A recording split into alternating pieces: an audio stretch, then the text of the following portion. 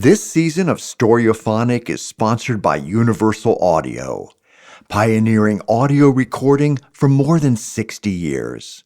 Find out more at uaudio.com. Hi, this is Shelley Peiken from Sona, Songwriters of North America, and we're happy to sponsor this week's episode of Stereophonic featuring the one and only Sam Hollander. Sona has been fighting for the value of songs in a new music marketplace. Please check out our website at wearesona.com. I know you're going to enjoy this conversation. Take it away, Dan.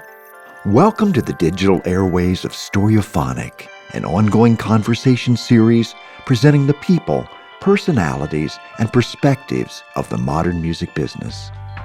I'm Dan Kimpel. With our fourth season, we continue to introduce you to those in the spotlight and behind the scenes, and all of our Stereophonic subjects are right here with us in person. It is our objective to entertain and inform you as we reveal tips and tales from deep inside the music industry. His songs reveal the power of pop perfection. Sam Hollander has written and produced many of the biggest hits in recent memory for artists like Panic at the Disco, James T.W., Fitz and the Tantrums, and Blink-182.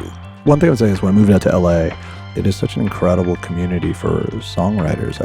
I wouldn't say the same thing about TV or film. Like it's more cutthroat and scarier. These are really nice people. Songwriters are a really nice little group of people, both here and Nashville. Like you're part of something where it's just, I don't know, it's just sort of welcoming. It's like a big warm blanket of love, you know? Equally facile as a producer, the upbeat energy and involved wordplay of his artistry make for heady alchemy in the modern musical equation. He explains it for us right now on Stereophonic.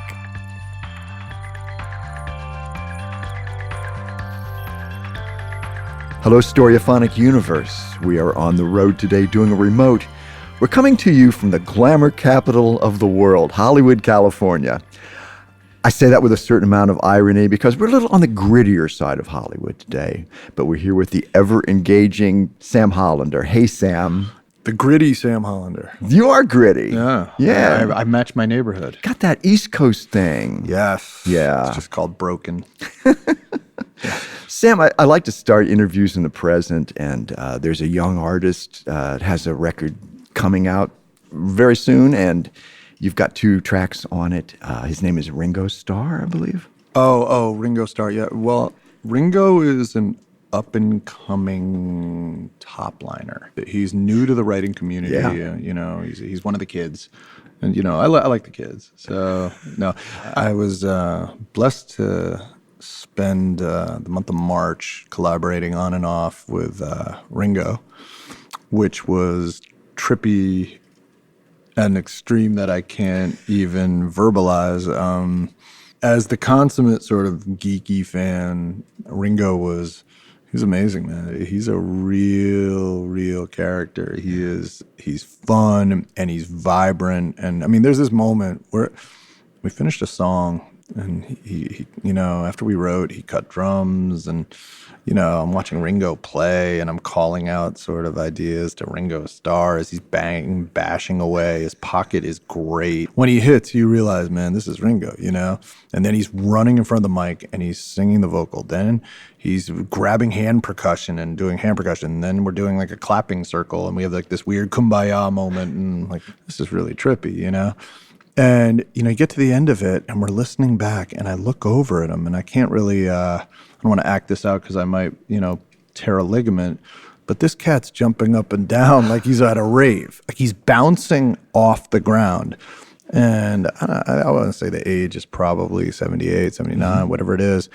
And it just dawns on me that this cat's in better shape than I am, which is so sort of horrifying in so many ways, shape, or form, but also so life-affirming. And he's great, man. It was funny because we finished a couple songs, and then one day, untraceable number comes in, you know, and I only know a few people. My brother used to have an untraceable number, which was always strange to me. So I answer it, and he's like, "You didn't think you'd be hearing from me again, did you, mate?" And I was like, this guy's the best.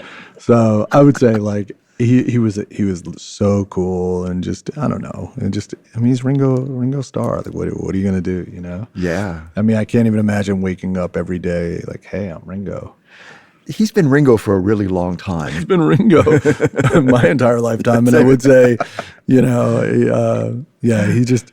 It was pretty rad, and it just, his whole situation was just, it was surreal. The tracks are very cool too. Better Days is one, and then the great title, Thank God for Music. You know, I love that. I got the call to go meet him. You know, I got summoned over to the quarters, and I was driving over, and I thought about my life. Actually, like, I pulled over the car for 1 second. I sort of took stock of the situation, took a deep breath, because I was just sort of processing it all.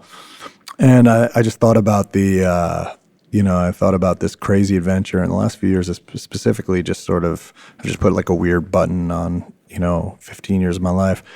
And as I was sort of taking a deep breath and just taking in the whole ridiculousness of it all, I looked outside the wall outside our studio complex here. I don't know if you know, but there's a 5,000 foot high portrait of the Beatles on the side of this building.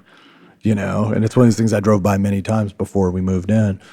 And I just thought about the ridiculousness of all of this. And I thought, man, thank God for music. This has just afforded me these crazy life opportunities. And I started humming, and immediately I knew exactly what it was supposed to be. And then I just danced in front of them and sold it to the best of my ability. 'Cause that's what we do. We do a little tap dance and a shuffle and just pray. So Yeah. that's it. I put together a playlist of a lot of your tracks, and I was listening to it, and the overall effect of it was I felt very uplifted. Well, you know, it's funny you say that, because I was trying to articulate my taste in my writing. I've spent my life writing up-tempo records, so I made a playlist of the 80s for my kid, because my kid got into Stranger Things, and I wanted to sort of give her another side of the 80s, right? So I made the Spotify playlist for her, and Apple Music playlist for her, actually. And when I made it, what was so funny is I realized that everything was above 150 beats per minute. You know what I mean?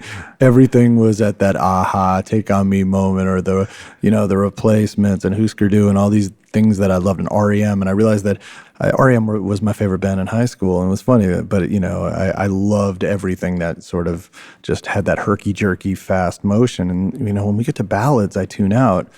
And it's funny, because in my career, I've only written 3 or 4 songs that I think would qualify as ballads, and the 2 or 3 have been successful. And it's just funny, because I don't get to do it, because I think people say, oh, he's like a tempo guy, and the reality is I think I love tempo. I love things that are bouncy and fun and vibrant, and just I'm a K-Tel kid, so I love just sort of like anything that just sort of feels like like 1976 to me.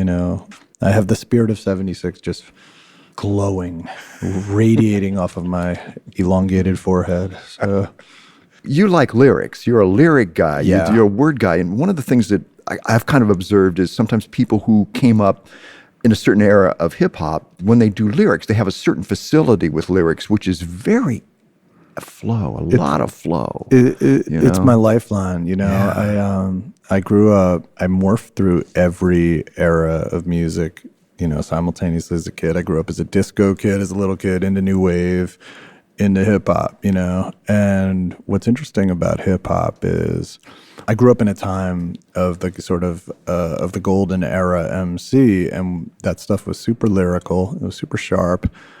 And, it played with time like a hard bop musician, you know what I mean? Like, it was just like the cadences, like what Q-Tip was doing, and some of these cats, and Freestyle Fellowship, what they were doing was so elaborate that it sort of opened my eyes to jazz, even on a deeper level. And I started treating lyric the same way. So for me, it's the rhythmic composition of it that keeps it interesting. I hear rhythms all day long, almost, as mathematicians hear strange sort of solutions. And I hear words and rhythms, and that phrases hit me all day long. And I just sit in voice notes on my phone but it starts with that same, I like rhythmic verses. That all comes from rap. You know what I mean? Like, I like rhythmic verses that then open up and sort of soar melodically in the chorus, because it just gives you, it's building tension until it releases, I read a story about you, and it could be an apocryphal story, but it certainly is an engaging one, and it has to do with you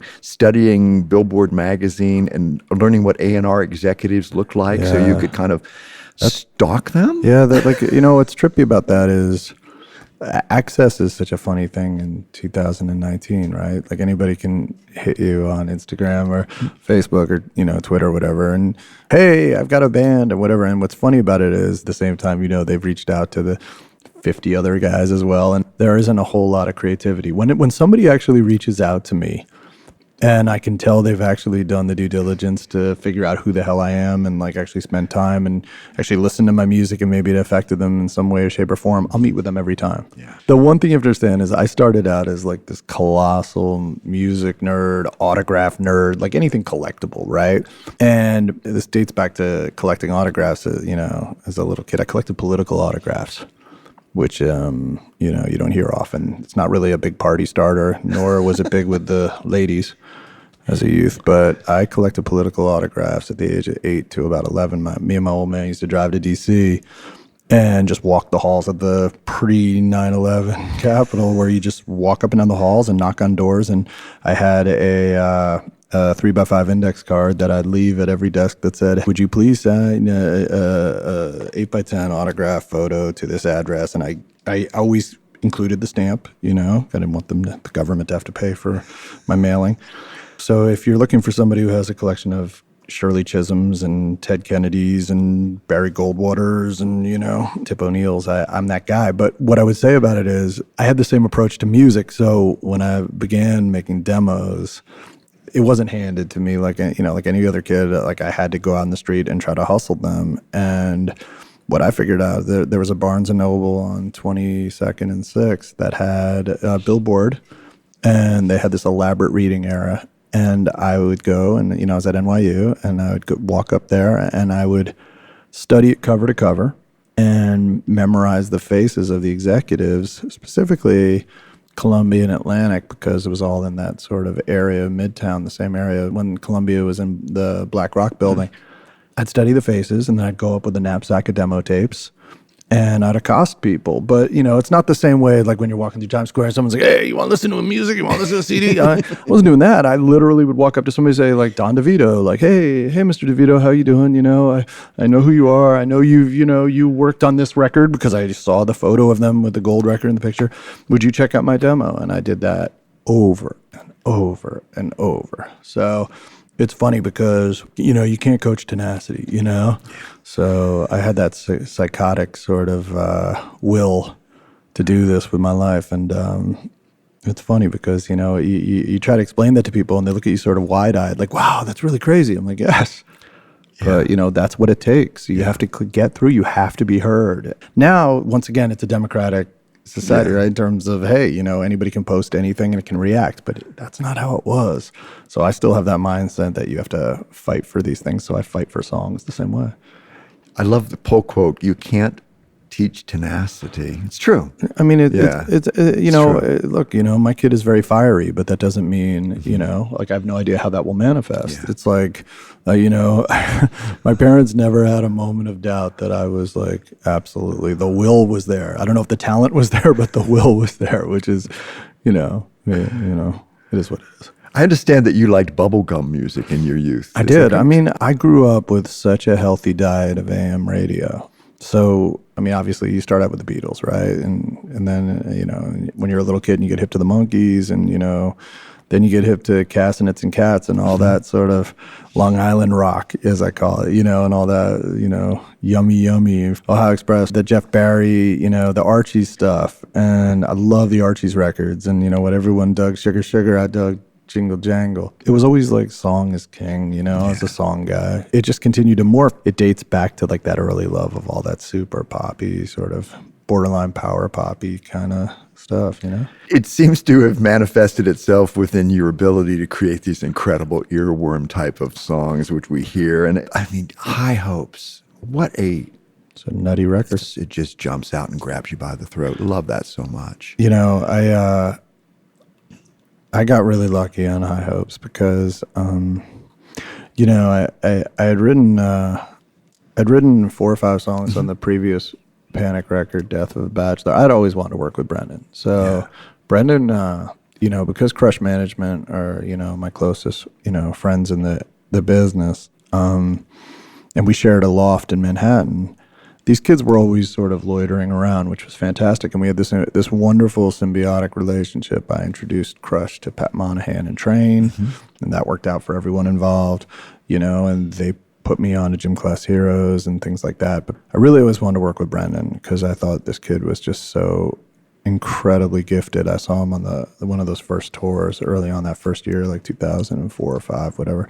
And then he was in the Gym Class Heroes video of our song Close Off. And I thought, man, this kid is such a star. Yeah. But I couldn't permeate it. And it was very hard. It took years. And so when I finally made the cut to collaborate, like we'd written before, but nothing had stuck, And when I finally collaborated with him on Death of a Bachelor, on that album, I wrote like 4 or 5 songs, but a couple of them did well. Emperor's New Clothes went platinum, and Crazy Genius went gold.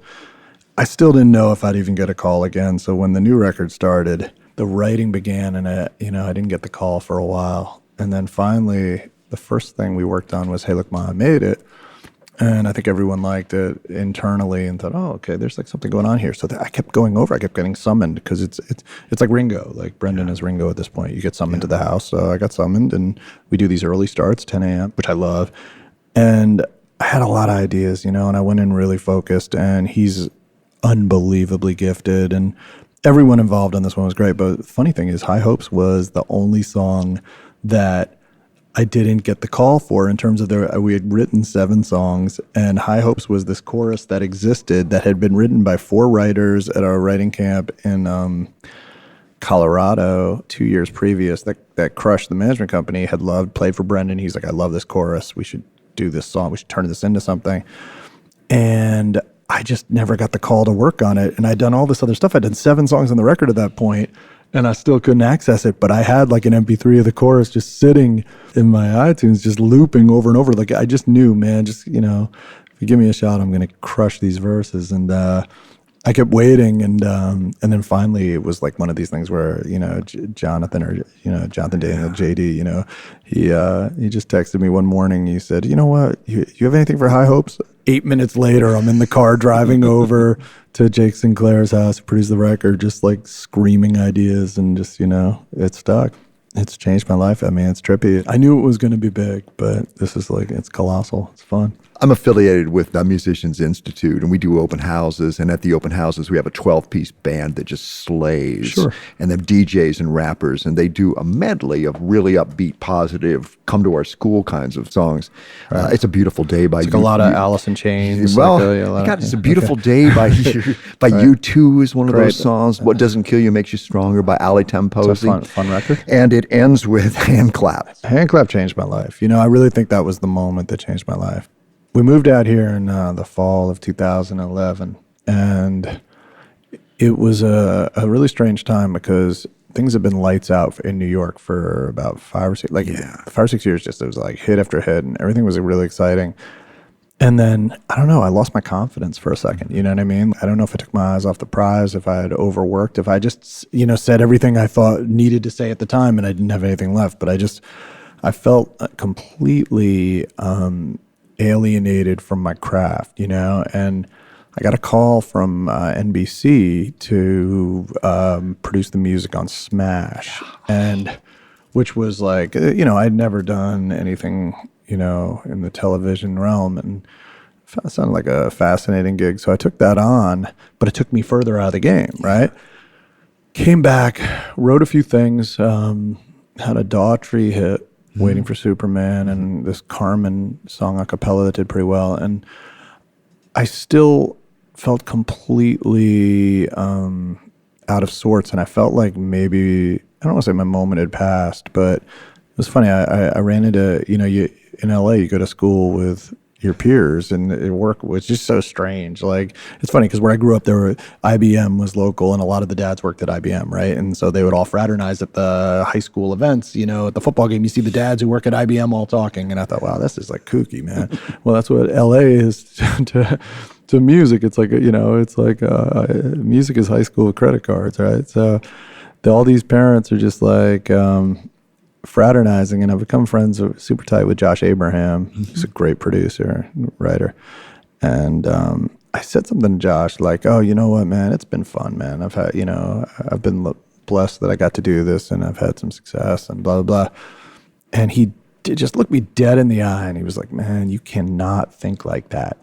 It is not in a past tense. It is not. You are like, this is just like, you're going to come back strong, man. You cannot ever refer to yourself in that context. And it was funny. It was like a life-changing comment, because I came out of it, I said, man, what the hell am I doing? Like, why have I questioned my talents to such an extent? I did a couple of, I came out of that and I wrote with somebody, and it just went terribly. And I thought, you know what, I've hit a wall with this. So I packed up my squad, and we headed to Cape Cod for 2 months. And I sat there drinking boat drinks and just sort of boat drinks. Just sort of, and just sort of reflecting and trying to figure out what I had to say and what do I need to say. And I just started laying down idea after idea after idea after idea.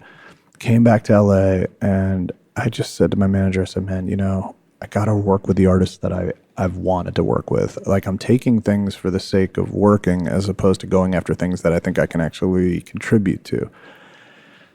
And I had met Fitz socially, and he sang on a Christmas song for our Band of Merrymakers project with me and Kevin Griffin, and we really hit it off. And he said, would you ever want to write? So I booked that as my first session back from Cape Cod. We came back, first song was HandClap. I came through the door, I started screaming this verse cadence, and with this payoff, I can make your hands clap. And the second I did it, he looked at me like I was this strange sort of wildebeest. And he looked at me and he went, and he clapped 5 times. And I looked back at him, and this is the language of music, right? So I said, why is this dude clapping 5 times? You don't clap 5 times. True. You clap like twice. I can make your hands clap, right? Mm-hmm. But he's doing this 5 count. 1, 2, 3, 4, 5. I thought, man, this dude is out there, This is some crazy stuff right going on. So we debate like the hand clap thing for a minute, how many claps you're supposed to have.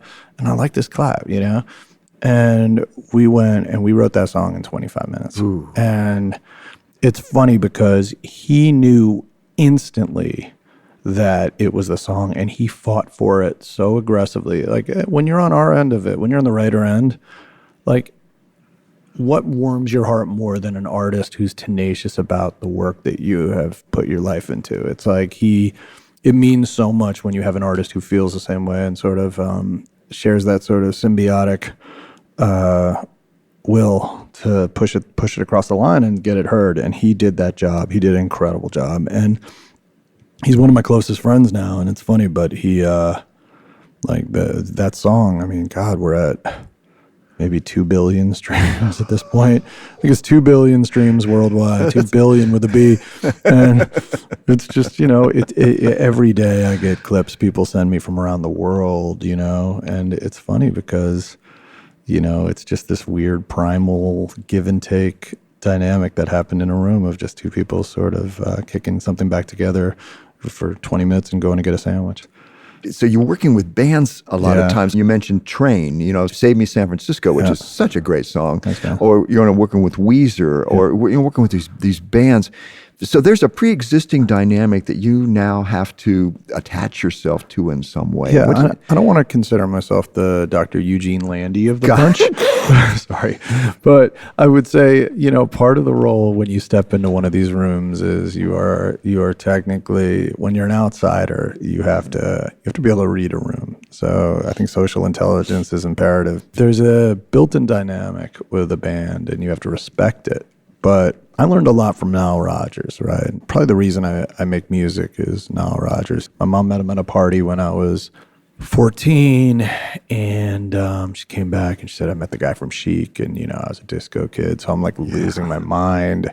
And she said, he's a writer-producer. I said, well, I know he did Let's Dance and blah, blah, blah, blah, blah, because I'm, nerding out on this stuff. And she said, he said, being a songwriter and a producer is just like the greatest life in the world.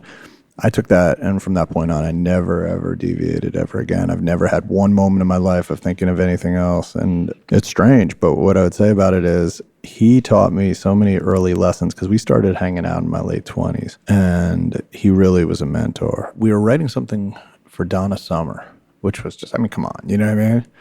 And he said to me, don't be passive, don't be tentative. Approach it like you're the director of this film and this is your favorite actor, and what movie would you want to make with them? Control that dialogue a little bit. Like, come in forceful, say, you know what, and do the work, right? Put the thought into it. If you're a conceptualist, come in sort of and process that and say, okay, you know, this is who this artist should be. And that's what I did. And so from that point forward, on every act, once I was allowed in the room, you know, I did the work. I mean, I would come in and I really put so much time and effort into thinking, and I still do. I'm up at, 5:45, 6 in the morning, and I'm processing whoever I'm working with over the next few days. I've already made a composite of both what their voice is, what's believable to them lyrically, melodically, where I see it going. And that's just born out of fandom. It's like what happens is when you're someone always on the outside and you're eyeballing, like, I'm staring at a band's dynamic. I want to be part of it. And I know I'm not supposed to be on stage. No one needs to see me on stage. You see what I look like. You know what I mean? Like, I'm very comfortable in my mediocrity. So I think I envision, God, if I was in this band, this is where I would go. And that's how I approach it. One of the things that you just breezed over, Sam, I have to jump back to you. Yeah. And that's your work on Smash, which was one of the most astonishing pieces of television that I've ever seen in my life. Smash was trippy because I went into it wide-eyed. And it was a real tutorial in the television game, which is a very different business. And it was funny. The bulk of my work was production on that. I produced, but I think I produced 35 songs, and it was just, the pace that we had to work at was just ridiculous. And, you had 8 executive producers or 10 executive producers, and they all had sort of different comments. And, and I had it written in my deal from the get-go. I was like, please, all comments must be filtered through Jen Ross, the music supervisor, who's a good friend who I love and I trusted. But I mean, it was just, it was like, you really felt like you were under attack 24 hours a day. It was just so much work, and no one's ever going to be really happy. And just, it was a fascinating show. I will tell you, the backstage stuff I thought was a infinitely more interesting show than the show itself. Oh, interesting. It was kooky. It was really kooky. And, once again, when you enter as the consummate sort of outsider to these things, you really get to sort of be a voyeur and take it all in. And man, I saw some stuff. It was nutty.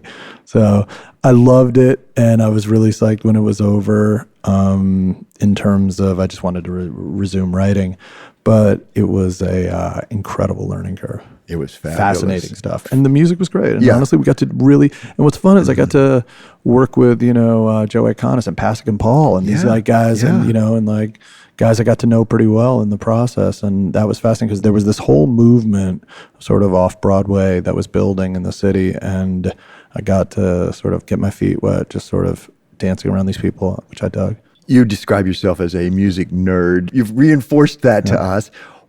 I have to ask you, though, what did you do with your albums? You had a lot of albums, is that correct? This is true. When we moved out to Los Angeles, I kept my apartment in the city, and I moved all my records from the studio in the city back into my apartment, and there was somewhere between, I'll say 8,000 or 10,000 records, and they took over an entire apartment. I didn't really win any points with my wife or my child with this sort of assortment of just content everywhere. And it dawned on me one day that my life was now moving crates of records wherever I went. But that doesn't mean I was listening to them. I unfortunately fell down the streaming spiral into nothingness, and where I just fell in love with, I had the same rush that I had, minus the sort of visceral experience of an album cover and just the tangible feeling of that.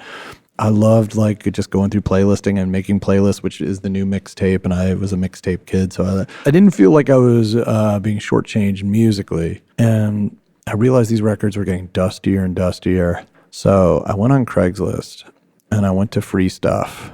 And I posted the following. I said, look, I'm going to give away my entire record collection in parcels. but you have to write me a letter and tell me what you're going to do with my collection and why you should do it. And I posted this at 11 a.m. By 1, I probably had 75 notes. I learned how to do this when my father passed because my dad had died a couple of years before, and he was in an assisted living facility on the Upper West Side. And my dad had amassed this incredible collection of sweaters. And we didn't understand this when he was alive, is when these like big reveals, like when you're clearing out the drawers and you realize, man, this cat's got 85 sweaters sitting here, like just folded under the bed, under like weird collector stuff, right? You see where the jeans come from. And so I did the same thing. And I went to Craigslist, free stuff, and I said, look, a collection of sweaters, I'm going to parcel these off, blah, blah, blah. But, you know, and I got these responses that were so crazy, like, you know, teachers in the Bronx and, you know, sanitation guys in Queens and all these people. And it was so moving. And what happened was a few of these people actually emailed me photos of them wearing these clothes as time went on. And I had a dialogue with one of them that went at least a year where he would take pictures in front of his classroom in front of these kids wearing my old man sweaters. And my dad was a professor. So it was such a... the connective tissue was so insane with that I thought, well, you know, I'm gonna do the same thing with my records. So I got these responses that were so magical, and like, you know, I just felt like these were people who would really give them more love than I could at that point. And so one by one, I probably parceled them out in like 500 per person, and one by one they came into my building. My doorman probably thought I was dealing meth upstairs. He was like, who are all these strange humans coming, you know? But one by one, I gave it all away. I kept I think 400 pieces that meant the world to me, and I still have those, and the rest are gone. Somebody, just trust me, there are people out there who have some fresh stuff. I had some fresh stuff. So, you know, but I felt like pay it forward. You can always buy more records. True that. We have a wonderful community of songwriters here in Los Angeles, and as big as Los Angeles is, the songwriting community is very tight, very kind of intimate, a lot of friends. Absolutely. One of the wonderful things that we've observed is the formation of an organization called Sona, Songwriters of North America, in order to educate and to advocate. And you're a part of Sona, right, Sam? Never heard them. So what? If you should really throw me a curveball. Yeah, Sona's a wonderful thing. I mean, Michelle Lewis and Kay Hanley and Shelley Peiken and, you know, Pam Shane and just Dean LaPolt. Like, these people are, and obviously I got to shout out a couple of the guys, Matt Puckett and Adam Dorn and Jack Kugel. Like, these guys, they all put so much work into this. It's humbling, man. One thing I would say is when I moved out to LA, it is such an incredible community for songwriters. I wouldn't say the same thing about TV or film. Like, it's more cutthroat and scarier. These are really nice people. Songwriters are a really nice little group of people, both here and Nashville. Like, you're part of something where it's just, I don't know, it's just sort of welcoming. It's like a big warm blanket of love, you know? Even people I compete against on records, like, we hang out and have meals and share information and stuff, which is just so alien to, I think, many other careers, you know?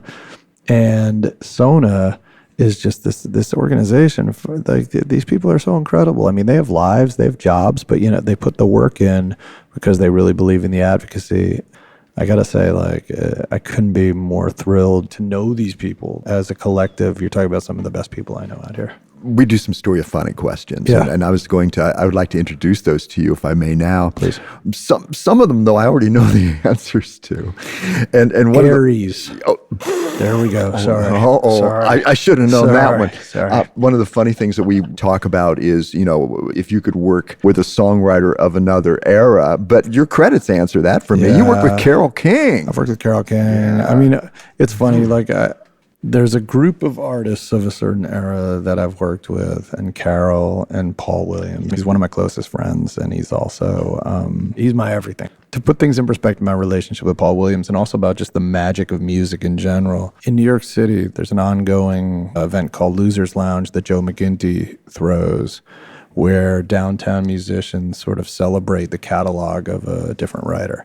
1999, they did, maybe 2000, they did Paul Williams. It was the first one I ever paid to go see. Like, I didn't have any hookups. Like, so I paid $20 to go. I took my wife on a date to go see the catalog of Paul Williams. They had done 50 other writers, but Paul was the only one I would ever have paid to go see. And then I got word that he was going to be there. And I showed up, and my seats were in the back of the room, and Paul was sitting up front with his wife. And I get starstruck when I see people who are castmates of Survivor and Paul Williams. You know what I mean? That's about it. Nothing else floors me. But I saw Paul Williams, and I couldn't believe I was in the room with this guy. He's a lyricist, and he, is responsible for my favorite Odd Couple episode ever that I cry every time I watch, when Edna runs off to be a Paul Williams groupie. I was fascinated by this cat, and I walked over to him at the very end, and I just said, "Thank you for everything." And I walked out, and I was like, "Oh my God, I can't believe I even said that to you."